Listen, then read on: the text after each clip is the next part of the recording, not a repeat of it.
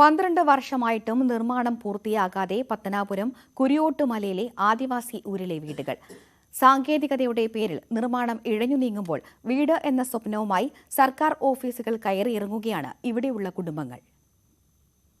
കൊല്ലം, തിരുവനന്തപുരം ജില്ലകളിലെ ഭൂരഹിതരും ഭവനരഹിതരുമായ ആദിവാസികളെ പുനരധിവസിപ്പിക്കുന്നതിനാണ് പത്തനാപുരം താലൂക്കിലെ കുരിയോട്ടുമലയിൽ മോഡൽ കോളനി എന്ന പദ്ധതി തയ്യാറാക്കുന്നത്.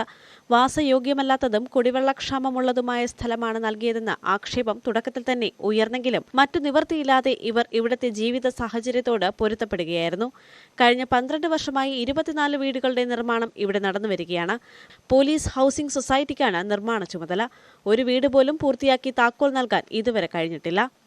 24 വീട്, ഇത് മോഡൽ കോളനിക്കകത്ത് 24 വീട് കിടപ്പുണ്ട്. 24 വീടിൻ്റെ പണി പൂർത്തിയായി കിടക്കുക. ഇതിനകത്ത് എന്ന് പറഞ്ഞാൽ ഇനി അടുപ്പും വെക്കണം, സർവീസ് വയറും കൊടുക്കണം, വയറിംഗ് എല്ലാം തീർന്ന് കിടക്കുക. ഇത് എന്ന് പറഞ്ഞാൽ കുറേ നാൾ കൊണ്ട് 2012 തൊട്ട് ഈ വീട് പണി തുടങ്ങിയാണ്. 2012 തൊട്ട് ഈ വീട് പണി ഇങ്ങനെ കാഴ്ചവസ്ഥ ഇട്ടേക്കുന്നല്ലാതെ ഇവിടെ കിടക്കുന്ന പാവങ്ങൾക്ക് ഉപകാരപ്പെടുക ഉള്ള മാർഗ്ഗമല്ല ചെയ്തു കൊടുത്തേക്കുന്നത്.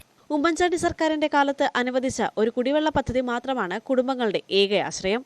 പ്രളയകാലത്ത് വീടുകൾ വാസയോഗ്യമാക്കി നൽകണമെന്നാവശ്യപ്പെട്ട ട്രൈബൽ ഓഫീസിൽ കയറി ഇറങ്ങിയെങ്കിലും നിലവിലെ കുടിലിൽ തന്നെ തുടരാനാണത്രേ നിർദ്ദേശിച്ചത്.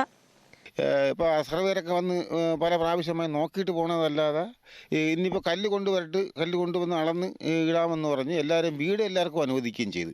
പക്ഷേ ഇത് ഇപ്പോഴും വീടിന് ആവശ്യം കയറി താമസിക്കണമെന്ന് പറയുന്ന ഒരുപാട് പേരുണ്ട്. പക്ഷേ സമയത്ത് കാര്യങ്ങൾ നടക്കുന്നില്ല. 24 വീടുകളുടെയും പ്ലാസ്റ്ററിംഗ് ബാക്കി നിൽക്കുകയാണ്. സിറ്റൗട്ടിൽ മാത്രമാണ് ടൈൽ പാകിയിട്ടുള്ളത്. വീടുകളുടെ അകവശവും അടുക്കളയുടെ നിർമ്മാണവും പൂർത്തിയാക്കാനുണ്ട്. പ്ലംബിങ്ങും വയറിങ്ങും കഴിഞ്ഞ് കിടക്കുകയാണെങ്കിലും സാങ്കേതികതയുടെ പേരിൽ കണക്ഷൻ നൽകാൻ കഴിഞ്ഞിട്ടില്ല. ആദിവാസി വിഭാഗത്തിൻ്റെ ഉന്നമനത്തിനായി പ്രതിവർഷം കേരള സർക്കാരുകൾ കോടിക്കണക്കിന് രൂപയാണ് ചെലവഴിക്കുന്നത്. എന്നാൽ ആ തുക ഇത്തരം വിഭാഗക്കാർക്ക് പ്രയോജനപ്പെടുന്നില്ല എന്ന് കാട്ടിത്തരുന്ന ദൃശ്യങ്ങളാണ് ഇവിടെയുള്ളത്. മനോജ് അപ്പുക്കുട്ടൻ, ന്യൂസ് 18, പുനലൂർ.